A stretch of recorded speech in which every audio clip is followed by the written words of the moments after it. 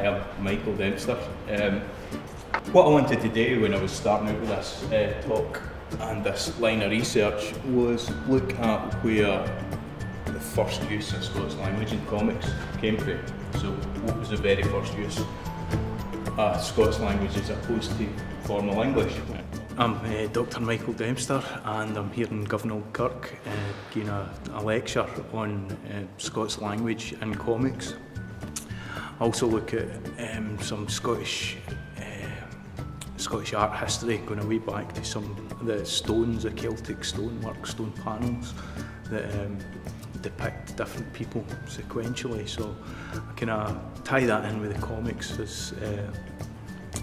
as sequential art. So the stones, the stains are sequential storytelling, just like in comics, and they've been produced by Scottish people. Some of them are in here. And then here, this is a Scots opera. So this is just when folk are starting to gear up for the Jacobite uprisings. And you're starting to get the images here with like the targe and the duck. And here, they've not quite got kilts. There might be a hint of tartan in there in the shading, maybe not. So this is 1741, just before the Jacobite uprisings. One of the volunteers at Govan, Simon Dickey, has an online comic called Malky Dungeon, and it's set in the Kingdom of Strathclyde.